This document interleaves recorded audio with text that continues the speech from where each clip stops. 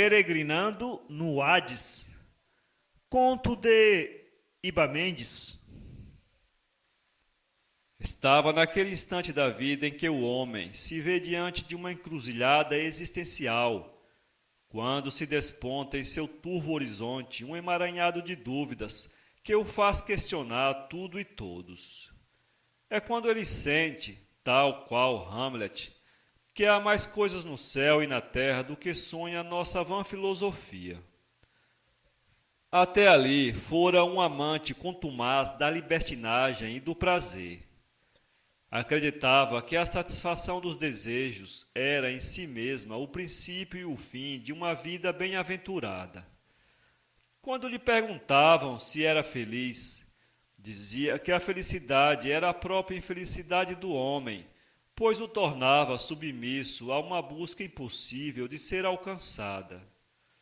O que verdadeiramente importava, concluía quase em êxtase, eram os momentos que tornavam a vida menos afortunada, e isso podia estar numa banal garrafa de rum, numa simples xícara de café, ou mesmo num beijo de uma mulher feia. Até ali, nunca havia se preocupado com questões metafísicas ou transcendentais. Encarava a morte como encarava a própria vida, isto é, como parte de um processo natural, do mesmo modo como se dava com as andorinhas e os cogumelos. Agora, porém, sentia uma poderosa impulsão ao que transcendia para além dos limites da normalidade ou do puramente biológico. Preocupava-o agora as controvérsias acerca da existência divina, os assuntos relacionados à imortalidade da alma, os grandes dogmas das religiões, os enigmas que assombraram os homens, enfim, tudo aquilo por que até então não nutria qualquer interesse. Todavia, entre todas essas questões, o que mais lhe intrigava e o que mais obstinava a sua curiosidade eram as doutrinas que versavam sobre o misterioso inferno. O assunto de tal modo o impressionava que pactuou com ele sua própria conversão. Abraçaria a religião que melhor lhe expusesse a doutrina do Hades, o tenebroso subterrâneo dos mortos. A isto ele denominou de a busca da suprema verdade, que seria o desfecho místico que faria sua alma repousar em pastos verdejantes, sem se preocupar com mais nada. Durante 5 longos anos, peregrinou nosso homem por um rosário de religiões. Na igreja pentecostal, fora advertido de que o inferno era um lugar tenebroso, habitado pelo diabo e seus anjos, onde o tormento não cessa um só instante, e onde serão lançados todos os ímpios que não se arrependerem de seus pecados. Na Igreja Católica foi informado que as almas dos que morrem em estado de pecado mortal seguem imediatamente após a morte ao inferno, onde sofrerão as penas do fogo eterno, de modo que, uma vez lançadas na escuridão eterna, não poderão jamais receber perdão para os pecados que cometeram aqui na terra. No Espiritismo, aprofundou-se nos estudos das doutrinas de Allan Kardec e aprendeu que o inferno está em qualquer lugar onde houver almas atormentadas, o que equivale a dizer que não existe um local específico de sofrimento eterno, o qual esteja reservado aos espíritos imperfeitos, local este que algumas vertentes dessa religião dão o nome de umbral, cuja origem está nos escritos do grande médium Chico Xavier. No judaísmo, ficou sabendo que não existe propriamente uma doutrina sobre o céu e o inferno, e que a ênfase fundamental da crença recai sobre o mundo em que se vive, pois é somente aqui que podemos exercer o nosso livre-arbítrio. É onde decidimos acerca do bem e do mal, e sobre o que queremos para nós mesmos e para aqueles que nos cercam. No islamismo foi advertido que a morte representa a passagem do homem para outro estágio de vida, onde aguardará o grande dia do juízo, quando só então cada um saberá se irá para o paraíso ou se para o inferno. Seria assim uma espécie de plano intermediário, que não é exatamente nem o céu nem o inferno. No temível dia do juízo, quando Alá julgar cada um conforme suas obras, então haverá a recompensa final. Os que se fizeram merecidos, isto é, os justos, estes serão galardoados com o paraíso.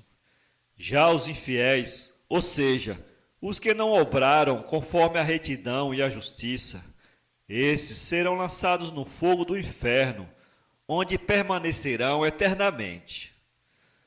No budismo, que é fortemente influenciado pelos preceitos hinduístas, foi instruído que a alma, ao desprender-se do corpo, adentra numa espécie de túnel luminoso.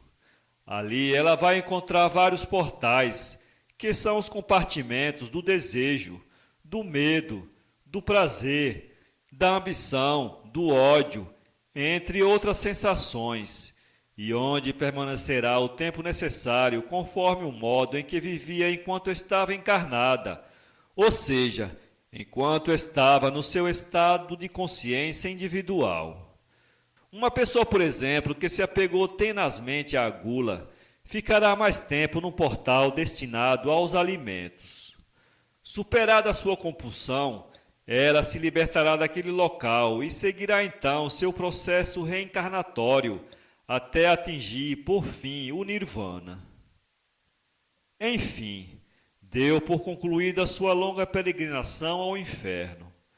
Agora, eis que ali, sozinho num quarto, a mirar o teto, com a cabeça entre as mãos, tinha ao redor de si um amontoado de folhas com anotações confusas, algumas das quais realçadas com duplos círculos e rubros traços.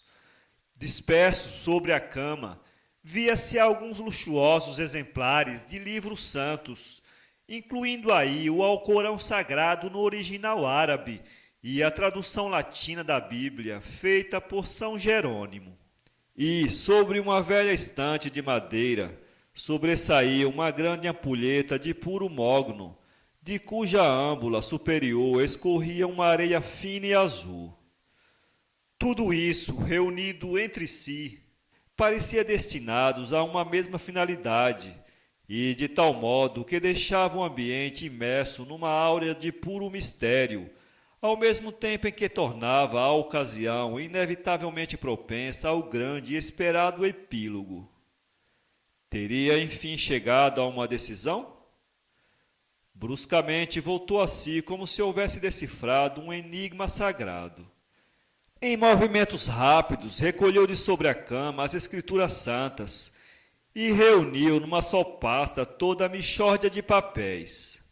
Em seguida, dirigiu-se ao armário e retirou dentre seus preciosos souvenirs sua velha e elegante Remington Star, uma raridade datada de 1969, a qual ganhara do pai pouco antes do seu falecimento.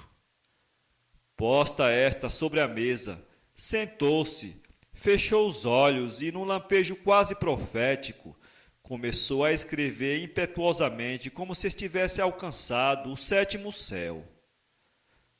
Estatuto Doutrinário da Nova Igreja Mundial. Capítulo 1. O Inferno. Para ler este conto, acesse www.poeteiro.com